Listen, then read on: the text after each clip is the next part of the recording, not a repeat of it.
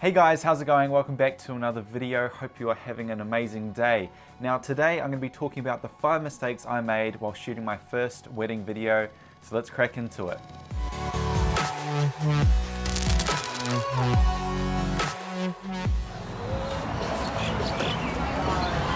Is this still recording?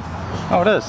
So some of you may know that I had my first wedding gig in early December 2018. It was up in Auckland. I live in Wellington in New Zealand, so I had to fly up to it. So it was really cool just to do some travel for work. And I got the job through my mum, who actually knew a couple who was getting married who suggested using me as their videographer. They knew it was my first time and they knew that I was really excited to be doing some new types of videography work. So they said that I could do their wedding, and I sent them all my details. So they got in touch and we basically went from there. So the couple wanted me to film like a little highlight video of their wedding day, as well as filming the vows and filming the speeches along with their first dance. So I had a few things to do and to plan out, so I spent quite a lot of time trying to figure out what I needed to do. And since this being my first wedding video, I went straight onto YouTube and typed in how to film a wedding video, and that's how I found Scott McKenna's channel, who I've talked about in a couple of previous videos. For my first wedding video, I thought it was really good. I'm super pleased with it, although I wanted to talk a little bit about my mistakes that I made. These are the 5 mistakes that I made while shooting my first wedding video. So one mistake that I made was to do with audio. Now, I had plenty of audio devices. I had 2 Tascam DR10Ls, I had the Zoom H1N and the Zoom H4N with a NTG1 Rode mic connected up to it. So I had plenty of microphones along with the Rode Video Mic Pro, which is currently on my 60 Mark II, but I'm actually using the lav mic right now. Now, the one thing I wasn't too sure about was how big the file sizes were going to be from all the different recording devices. So I was continuously starting and stopping recording. So that is where I made my first mistake, because I actually missed a little bit of one of the speeches, one of the most important speeches, which is from the groom, and I missed the first little segment, maybe about 10 or 15 seconds, because I didn't have my gear recording for the whole entire speeches. Now, the reason why I was doing that is I wasn't too sure when they were going to start doing the speeches. So I started with 3 speeches, and then they had a little break, and then they continued on with 3 more speeches. So that is the mistake that I made, was that I'm so used to, for all my other videos, is starting and stopping the recording, that what I should have done for the wedding video is just to leave it on and recording for the whole entire event. Now, when I first arrived at the venue, I was basically sitting in the car for about an hour trying to put it all into my head of what I was doing, and tried to get in the zone for filming, and just mainly focusing on what I had to do in the task ahead. Now, the problem with doing that is I spent over an hour in the car planning out it in my head, when I actually should have been just going into the venue and just started filming everything that I possibly could.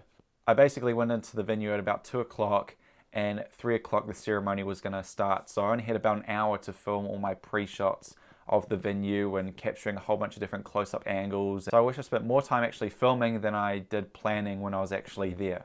So for the wedding, I hired out another camera.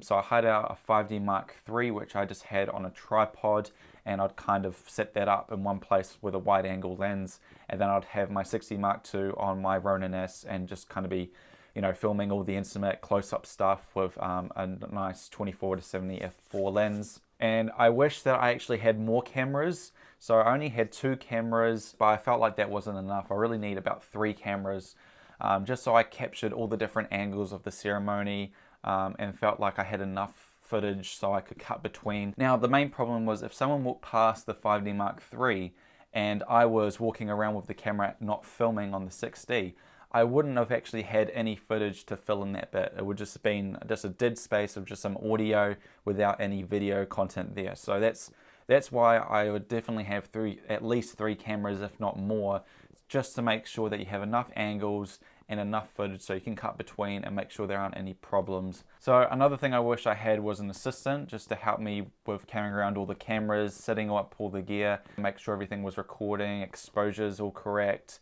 everything like that. That would have helped me quite a lot, because it means that it takes less stress off me worrying about all the equipment, and I put more of my focus on actually filming the couple and documenting their wedding day. So that's another mistake that I made for not having an assistant, especially because it was my first wedding. So I'd definitely recommend you to have an assistant at your first wedding.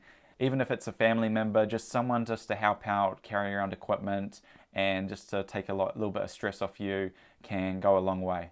Now, I also was a little bit shy as well, especially because it was my first wedding video. I kind of arrived and I just didn't know what I was doing. I did have I had a plan in my head, but I didn't really know what I should do first and what was going to happen. So I was a little bit shy, and there were many opportunities where I could have just come in and directed people to do certain things, but I was kind of very laid back. I was kind of like, I was there, but I wasn't, if you know what I mean. So I could have made a better wedding video, but I just didn't really take the opportunity, and that's something that I made a mistake, and that's something that I really want to make sure that I do for my next wedding video. So those are the 5 mistakes that I made while shooting my first wedding video. So I hope you guys enjoyed the video. I hope you find some value in the content that I've been producing, and I'll see you guys in tomorrow's episode. See you guys. I'm breaking my habits, my passion, imagine dragons, imagining her radioactive.